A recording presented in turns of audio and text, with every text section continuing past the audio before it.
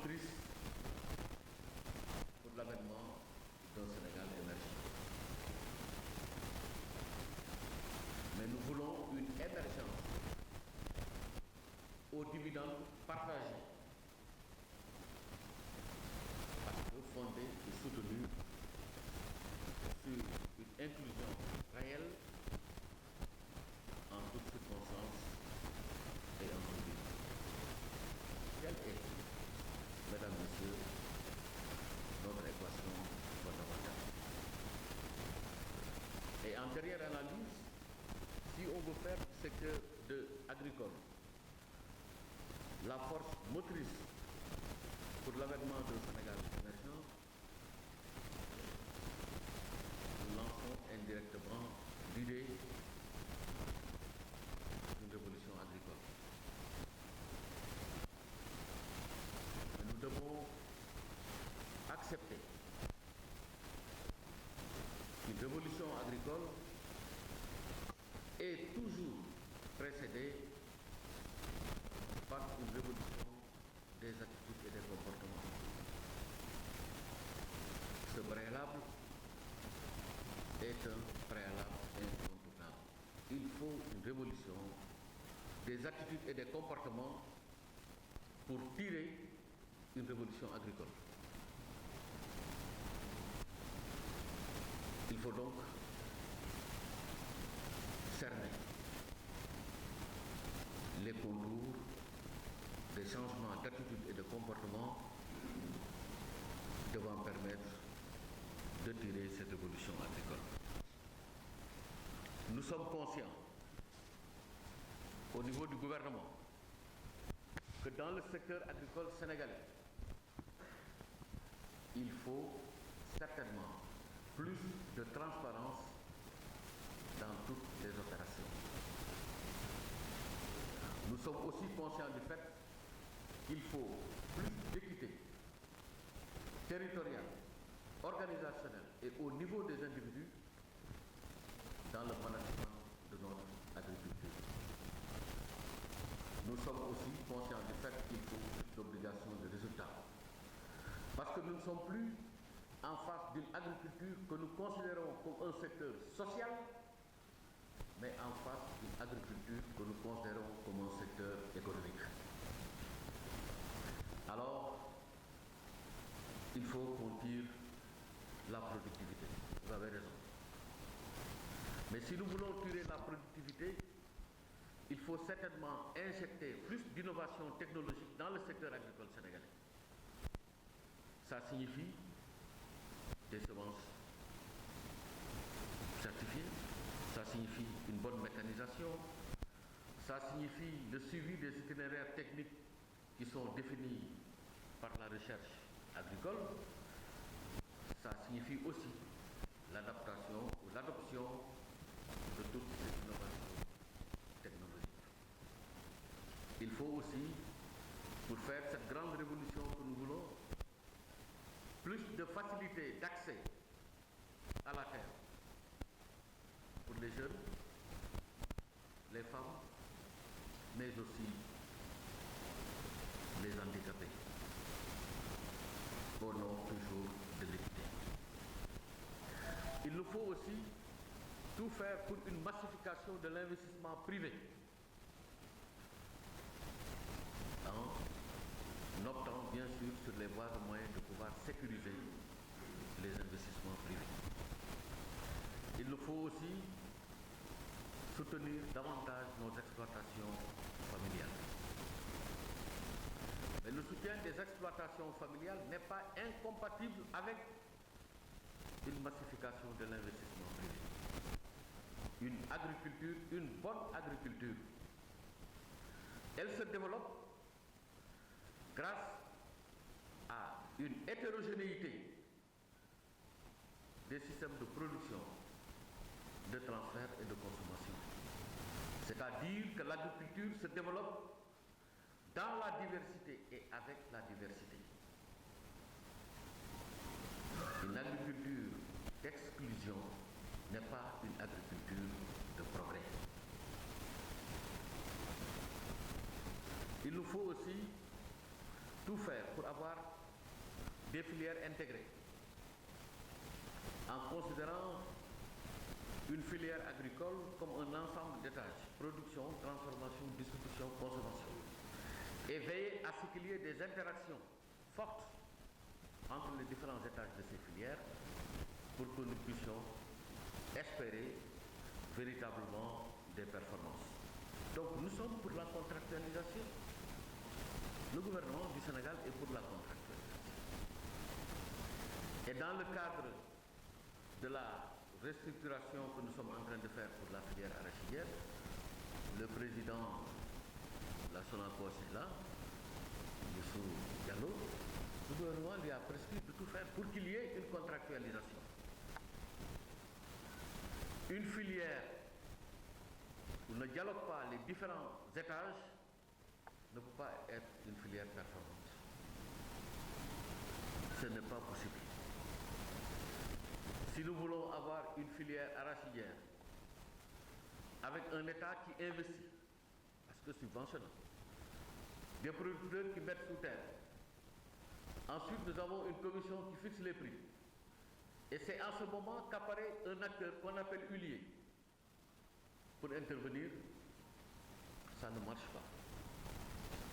Il faut un dialogue entre la production et la commercialisation. Et nos amis huiliers l'ont bien compris. Copéol s'est engagé dans une contractualisation cette année. La Sonacos s'est engagée aussi dans une contractualisation et nous allons tout faire pour soutenir ces différents acteurs afin que la contractualisation soit une réalité. Parce que ça permet de sécuriser les revenus des ruraux, ça permet aussi à l'industriel de pouvoir disposer de la ressource à transformer. Donc, M. Babacar retient que nous sommes vraiment pour la contractualisation. Au-delà de tout, dans cette évolution, il est important de dire qui est qui. Ça nous paraît important. Le gouvernement du Sénégal ne plaide pas pour une économie rurale administrée dirigiste. Nous sommes pour que les acteurs prennent en charge leur propre destin et nous les accompagnons en améliorant l'environnement de la production et de la commercialisation. Il faut que ceci soit compris. Parce que si on ne produit pas, l'État ne produit pas.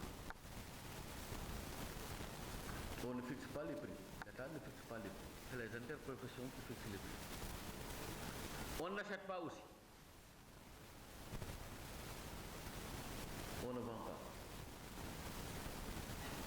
Donc, dans ces conditions, il faut considérer l'État comme un acteur au niveau des chaînes de valeur et nous devons assurer une parcellisation des responsabilités et chaque acteur l'assume. Les producteurs produisent, les transformateurs transforment, les transporteurs transportent. L'État améliore le cadre. Et c'est l'agrégation de la contribution de tous ces acteurs qui va nous permettre d'avoir un impact. Ça veut dire quoi? Ça veut dire que la réussite constatée au niveau d'une filière est une réussite qui concerne tous les acteurs. Parce que nous sommes dans un système où tout se tient. Si on assainit et on n'est pas suivi, ça ne marche pas. Si les producteurs aussi veulent aller dans une direction, ils ne sont pas suivis, ça ne marche pas. Donc, il est curieux d'entendre par moments dire le gouvernement va atteindre tel objectif ou ne va pas atteindre tel objectif. Ils sont dans une autre époque. Un gouvernement n'atteint pas un objectif de production. Un gouvernement aide à l'atteinte d'un objectif de production. si on le comprend tel quel, il faut à tout moment s'interroger pour que chaque acteur dise ce qu'il a à faire. Ça veut dire que cette revue, si elle est une revue conjointe qui concerne le ministère de l'Agriculture, elle sera une mauvaise revue conjointe. Parce que vous ne parlerez que d'un acteur. Or, on est dans une dynamique chaîne de valeur. Ça veut dire que par rapport aux résultats, Babacar, il faudra nous dire ce que vous avez fait. Il faut que le secteur privé aussi nous dise ce qu'il a fait. Il faut que l'État, bien représenté ici par tous les directeurs aussi, dise ce qu'il a fait. Pour que nous puissions voir les goulots d'étranglement qui empêchent une optimisation des performances de la filière. Donc je suis dans une revue du secteur agricole, mais pas dans une revue du ministère de l'Agriculture et de l'Équipement rural. Parce que ce sont les fondamentaux de notre politique agricole qui dictent une telle approche. Vision partagée, engagement partagé, exécution partagée, suivi, évaluation partagée, évaluation partagée. C'est comme ça que les choses doivent marcher.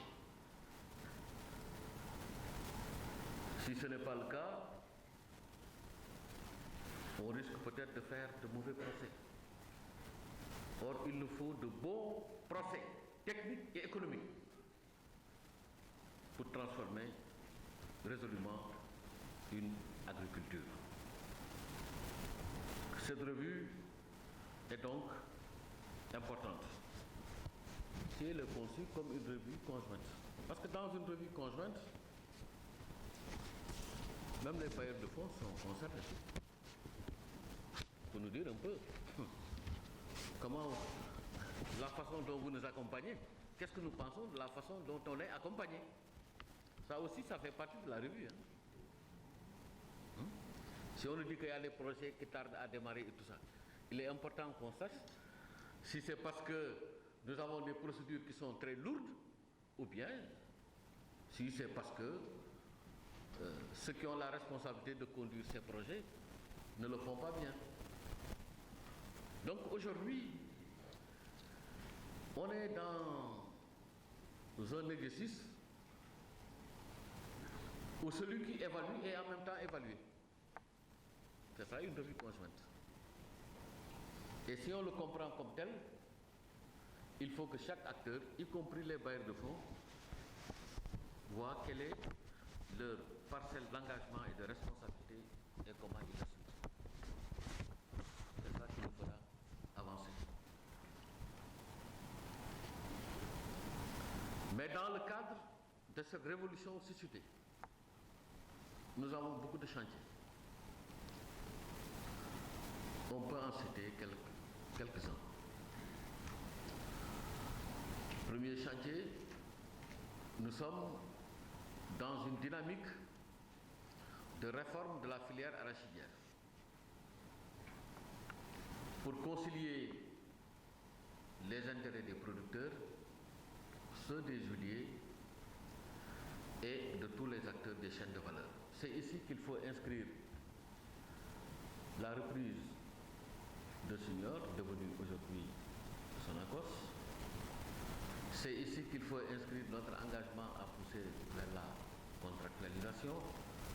C'est ici qu'il faut inscrire tout ce que nous faisons pour éviter qu'il y ait un bradage de la production.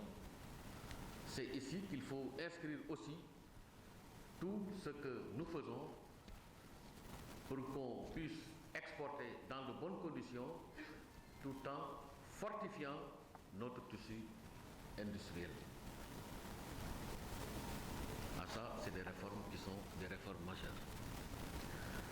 Ensuite, le deuxième chantier, le président de la République a institué une commission de réforme foncière présidée par le professeur Moustapha Souran. Cette réforme foncière doit nous permettre une meilleure gestion de la ressource terre. Nous avons dit tantôt que nous sommes pour une cohabitation intelligente de différents types d'exploitation.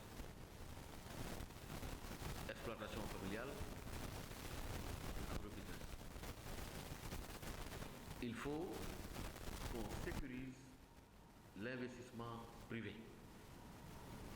Et dans le cadre de la sécurisation de cet investissement privé, il faut que nous revisitions les fondamentaux de la gouvernance du foncier dans notre pays. Et cette commission va travailler dans cette direction. Le troisième chantier important que nous avons, c'est la mise en place de chambres d'agriculture. Samedi et dimanche, on était à Saly pour échanger avec nos différents partenaires en vue de définir le contenu juridique, législatif, réglementaire de ces chambres d'agriculture. Ces chambres d'agriculture vont permettre de fortifier, de renforcer, d'élargir la parcelle de responsabilité des différents acteurs, car il faut le rappeler, on n'est plus dans le dirigisme, on n'est plus dans l'administration pure et dure de l'économie rurale. Quatrième axe qui nous paraît important, c'est le renforcement de la transparence. Nous allons mettre en application la plateforme électronique de suivi rapproché des intrants pour qu'on puisse savoir qui reçoit pour faire quoi. Vous avez évoqué, Madame la Directrice, la mécanisation agricole. Oui, ici comme ailleurs, il faut injecter plus d'énergie dans le secteur agricole. La mécanisation doit être bien pensée. Le président de la République a pris des dispositions concrètes en ce qui concerne, des décisions concrètes en ce qui concerne l'acquisition du matériel. Nous sommes le seul, sinon l'un des rares pays de la sous-région à subventionner le matériel de culture attelé à hauteur de 70%. Et le matériel de culture motorisé à hauteur de 60%. S'il y a une corrélation directe entre taux élevé de subvention et accessibilité, on est plutôt tenté de dire que le taux d'accessibilité de ce matériel agricole augmente, compte tenu du niveau de subvention. En tout cas, en ce qui concerne le matériel de culture attelé, nous avons été dans toutes les zones de production. On ne parle pas en termes de on ne peut pas acquérir, mais amenez-nous plus de matériel. Donc, on fait une dichotomie entre la disponibilité et l'accessibilité. C'est ce qu'on constate.